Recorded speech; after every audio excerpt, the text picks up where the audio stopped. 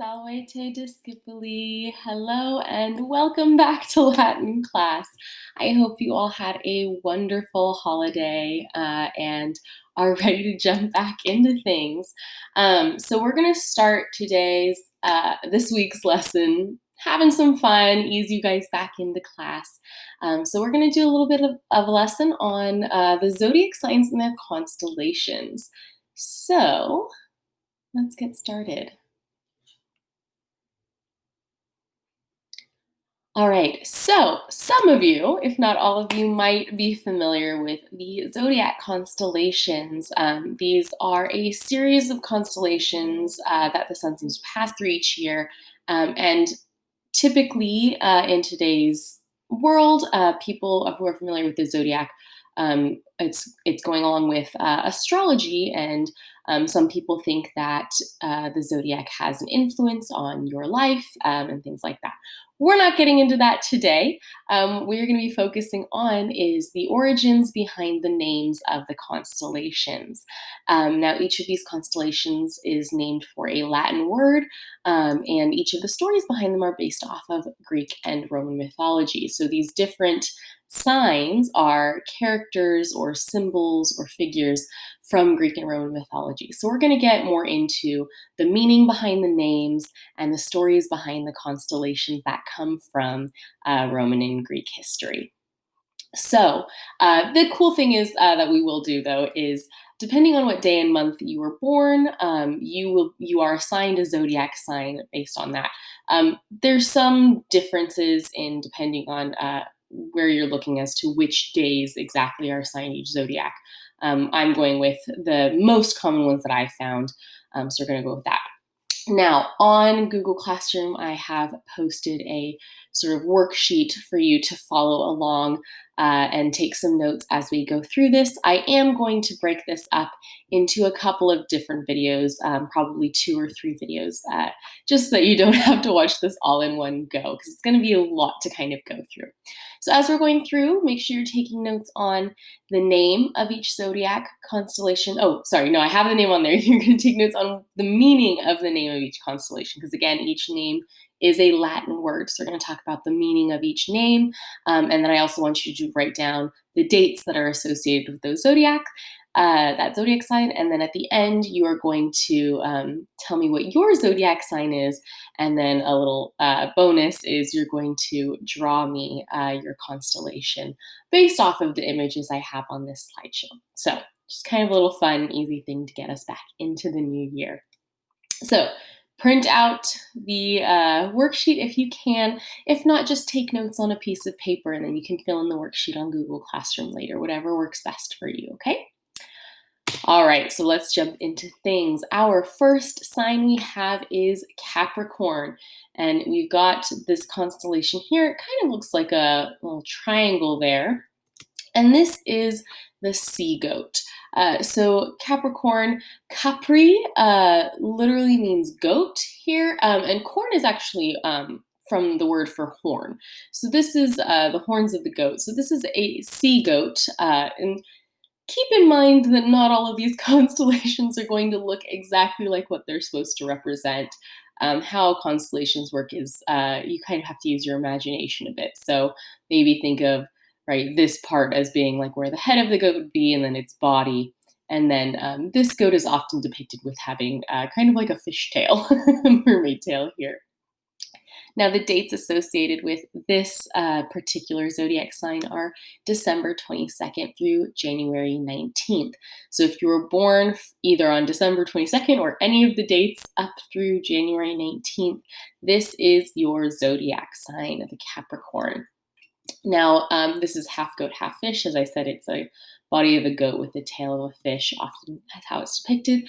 And this is, in Greek and Roman mythology, this is thought to be the goat that nursed Zeus when he was a baby. So you guys are going to learn a bit more about Greek mythology this year, but when Zeus was born, there's a whole lot of things that happened to try and keep him safe, and he was taken away and hidden in a cave and raised by nymphs.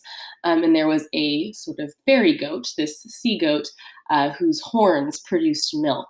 and ambrosia to feed baby Zeus. And so once Zeus was old enough and he sort of took his power as king of the gods, um, then he placed this goat in the sky as a constellation to honor it for helping raise him. So that's the story that is associated with this particular zodiac sign. All right, so remember, you want to write down what the name means. This is the sea goat, and then write down the dates associated with it. And you don't have to write down all the rest of the story. That's just for fun. All right, next we have Aquarius. So this constellation, it's another one that you have to kind of be a little bit, use your imagination to kind of picture this. But this is the water bearer. So aqua is our Latin word for water, right? So you might recognize that there. So the water bearer. And again, this is supposed to look kind of like someone pouring water out of a jug or something like that. So that's what you kind of imagine when you look at this constellation. The dates associated with this sign are January 20th through February 18th. So if your birthdays fall anywhere in there, this is your sign.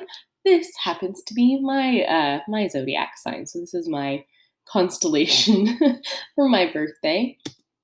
And this constellation is often said to depict Ganymede. Ganymede was a youth, a young man who was so handsome and so good looking that Zeus felt that he was too pretty to exist among the mortals, and he needed to live up on Mount Olympus with the gods as their cupbearer. So Zeus sort of kidnapped him, just swooped down and was like, "Nope, you're too handsome to be on Earth," and brought him up to Mount Olympus, and he worked as the cupbearer to the gods there. So I don't know if that's a good thing or a bad thing. Take that for what you will.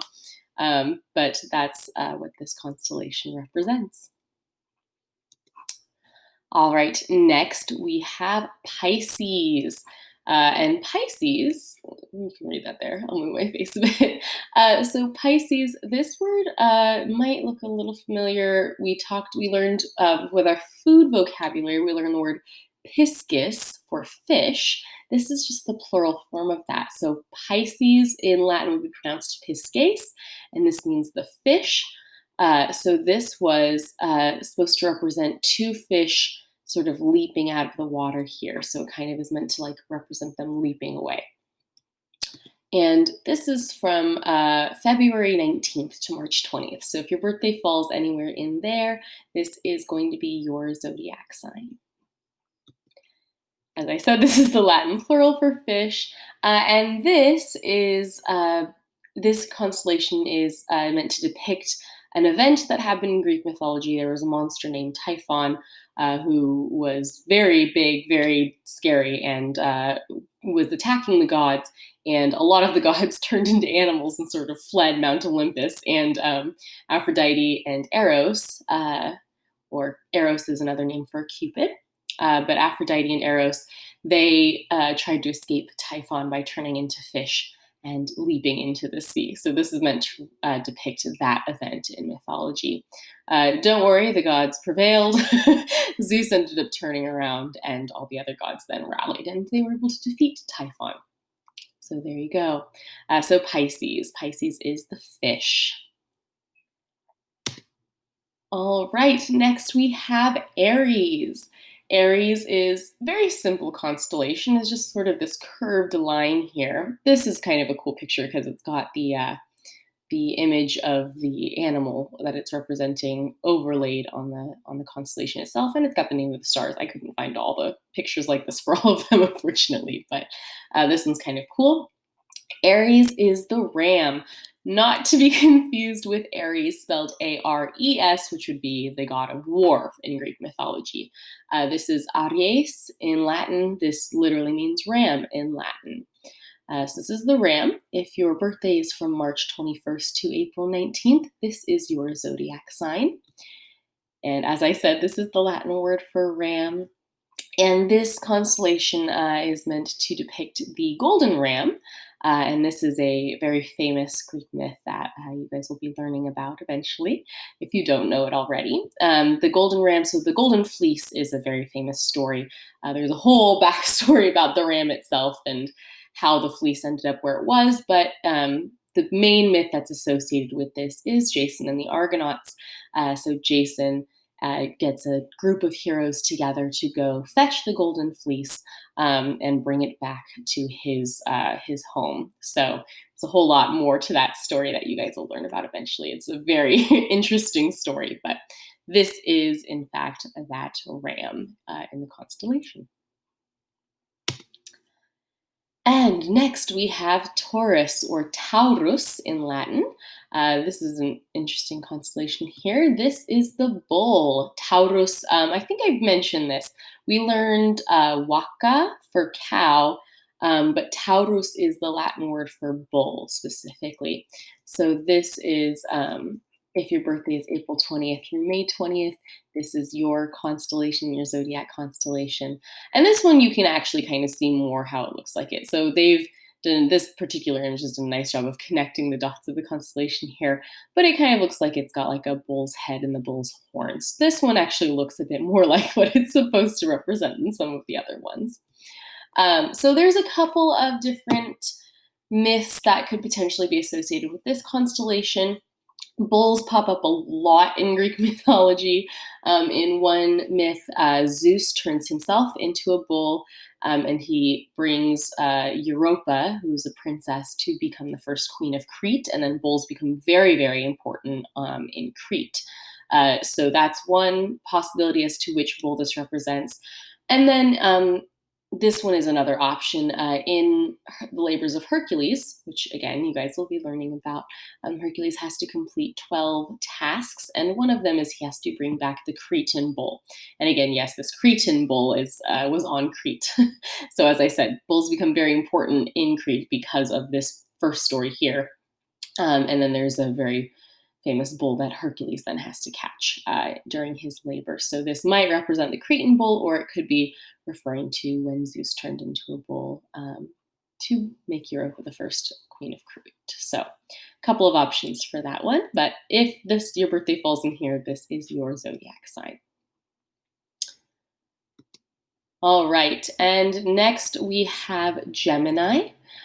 Gemini, this was another one that looks similar to what it's representing, especially if you have these nice little connecting lines to it. This is the twins. May 21st to June 21st is the dates for Gemini. So if your birthday falls anywhere in here, this is your zodiac sign. And this is the Latin word for twins. Gemini means twins in Latin. And this is meant to represent this pair of famous twins in mythology, Castor and Pollux. Now, this is an interesting story. So Castor and Pollux actually also had two sisters as well. And it's kind of a weird story mythology to start with, but basically, somehow, they both had the same mom, but somehow, they're twins, but they have different fathers. It's weird. Mythology is weird. Works that way. But Castor was a mortal twin. He was the son of the king of Sparta, and Pollux was actually the son of Zeus. And then in Greek mythology, you might be familiar with Helen of Troy. Helen of Troy was also a sibling here, and then she has another sister as well who pops in play. But so Castor and Pollux were famous twins. They were part of the Argonauts that I mentioned earlier. With Jason and the Argonauts. They aren't mentioned a ton, but they are famous twins. And there's a really nice story with them that because Pollux was the son of Zeus, he was going to get to have some immortality. So he didn't have to necessarily die the way most mortals did. But because Castor, his twin, was mortal, he didn't have that. And so there's a couple different versions of this, but in one version, I believe Pollux gives up his immortality so that he and his brother then become constellations in the sky together, so that they don't have to be apart. And there's another version where Pollux gives up half his immortality to his brother, so that they can be together half the year, and then the other half of the year they're in the sky as constellations. And there's, again, a few other variations on that, but I think it's a sweet story that they wanted to be together, and they are in the constellations in that way. All right, and then we'll do this last one, and then I'm gonna stop this video and split it up so that you can take a little break and then come back to the videos at another time so you don't have to do this all at once. This is Cancer, the constellation Cancer. Now, this is not the horrible disease cancer. Cancer in Latin literally means crab. So this is the crab, and this is kind of an interesting one. It's got this, it's almost like an upside down Y. Again, another one you have to kind of use your imagination with. This image has a nice little overlay for you. This is, if your birthday is June 22nd through July 22nd, this is your zodiac sign, the crab. And this is one of my favorite stories, actually, for the zodiac constellation. So back to Hercules and the labors of Hercules. One of the labors was the Lernaean Hydra. The Hydra was the sort of dragon serpentine monster that had multiple heads that when you cut off the head, they keep growing back. So we'll get more into that in depth. But basically, Hercules finally is able to start defeating the Hydra. And Hera's not too happy about that because Hera doesn't like Hercules and she doesn't want him to succeed. So she sends a giant crab to attack Hercules to try and prevent him from defeating the Hydra. But Hercules is so strong that he just turns around and kicks the crab so hard, it ends up in the sky as a constellation. So I like that story. It makes me laugh. I think it's a funny one. But if this is your birthday, this is your zodiac sign, and it is the crab. Cancer is our word for crab. All right, that is where we're going to stop for now, just that I'm not making you guys watch this video for too long. So there is going to be another part, I think just one more video probably. So just watch it. You can watch it one right after the other if you want to, or you can break it up and watch the next one tomorrow. So it's totally up to you, as long as you watch both videos by next Monday and have all your notes ready to go. And then I will see you all in the next video, and then I will see you all in person next week. Walete discipoli.